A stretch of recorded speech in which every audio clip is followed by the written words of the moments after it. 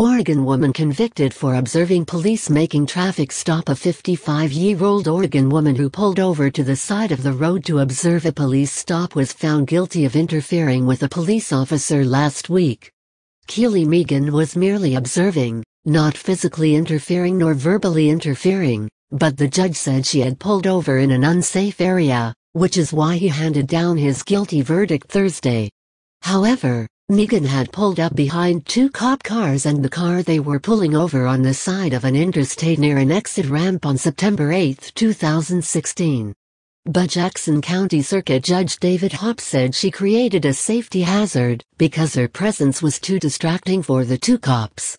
Megan, who is white, said she became concerned when she saw the white state troopers ordering a black man to place his hands on his head because of all the reports of white cops killing black men surfacing throughout the country at the time. Trooper Mark Williams had pulled over the man for suspicion of driving drunk, but the man had passed a field sobriety test, even after admitting he had consumed marijuana an hour earlier, which is legal in Oregon. However, the man did not have insurance, so the trooper had his car towed, forcing the man and his passenger to walk down the exit ramp, which apparently is not considered unsafe in the eyes of Oregon law. The man was not cited for driving under the influence. Judge Hopp said Megan has the right to observe police, but she created a danger to everyone involved by pulling up behind the cops, according to the Mail Tribune, the local newspaper that covered the trial. You can continue to do that in a safe area. That wasn't safe, and I think you recognize that, Hopp said. After watching an OSP video of the incident, Hopp said Megan was dangerously near the interchange at exit 27. Drivers going by her were not moving over into the left passing lane, as Oregon law requires when emergency vehicles are stopped at the edge of the highway, because they were staying in the right lane to take the exit into Medford. What happened that day was dangerous to you, too. You very well could have been hurt or killed, Hopp told Megan. He added, you can continue to do what you think is right, but don't stop behind police officers on I-5 in those circumstances. However, when Megan offered to park her car further away from the edge of the highway, the cops informed her that would also be unsafe, according to a previous Mail Tribune article. My intention simply was to observe. I was sending a nonverbal message to the officers and the young man that someone cared, Megan said, adding that she wanted the officers to be on their best behavior. She said Williams demanded that she leave several times and threatened to arrest her and have her vehicle towed. It made me wonder what he was trying to hide, Megan said. Megan testified she offered to park farther off the edge of I-5, but the trooper said that wouldn't work. He suggested she park at Walmart, but Megan believed the situation would be over before she could walk back to continue observing. For his part, Williams said he told Megan that parking her vehicle on the edge of I-5 was creating a safety hazard.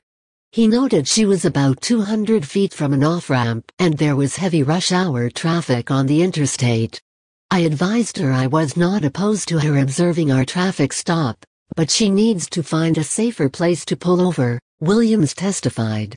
Williams said Megan offered to drive onto a grassy slope, but he was concerned she could get stuck, creating an additional safety problem. I felt like I'm having to divide my attention between the defendant and the two subjects, who were becoming increasingly agitated. It was a safety concern, because I had to go talk to her, he said. The Mail Tribune followed up its articles with an editorial supporting the judge's decision, accusing Megan of racial profiling because she assumed the black motorist was in danger at the hands of the white officer. It's worth asking why Megan felt compelled to stop and observe merely because a white officer had stopped a black motorist. There have been no reports locally of white officers shooting black people, and there was nothing about that traffic stop to indicate it was not legitimate. If the officer had been black, or the motorist white, presumably she would not have stopped. If white police officers stop drivers of color solely because they are not white, we call that racial profiling. Megan's decision to stop, prompted solely by the color of the police officer, could be considered a form of profiling as well. Hop decided not to hand out any punishment to Megan, which was reasonable. She did lose her job as a driving instructor, which also seems reasonable, considering that her actions posed a safety hazard to herself and to other motorists, not exactly setting a good example for student drivers. However, a local resident named Claudia Little, who attended the two-day trial, disagreed with the judge's verdict, writing the following letter to the editor, which was published in the Ashland Daily Tidings. Having been in court for both days of Keely Megan's trial for stopping to observe a police encounter between a black driver and a couple of white policemen, I am very disappointed in the guilty verdict. Apparently, the judge ruled on the fact that all parties were not in a safe location. However, the policeman that made the initial stop did so even closer to the off-ramp, and then, without a request for backup, another policeman decided to join the group. All three of these vehicles were parked on the shoulder before Megan arrived on the scene. The first policeman should have directed the driver to a safer location away from the off-ramp to make the stop. And why was he stopped in the first place? Was he driving erratically, or was it just that he was driving black? He passed a field sobriety test, and after his car was towed for not having current insurance, was allowed to walk away. Was another policeman really needed at the scene, which, by the policeman's own admission, was a dangerous place to stop? Why was the car towed for lack of insurance?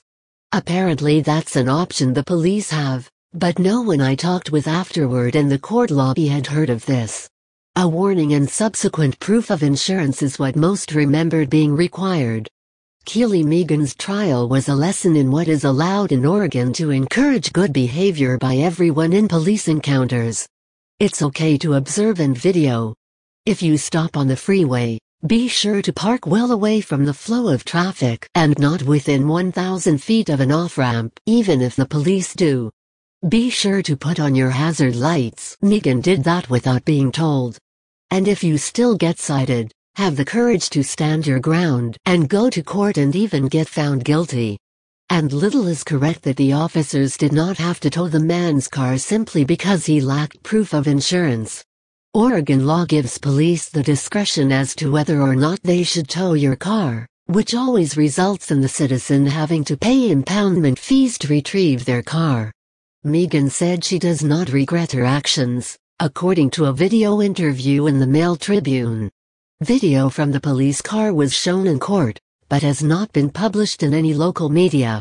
The police website, Blue Lives Matter, celebrated the conviction along with its commenters, calling her a Black Lives Matter activist because of an essay she wrote on LinkedIn in 2015.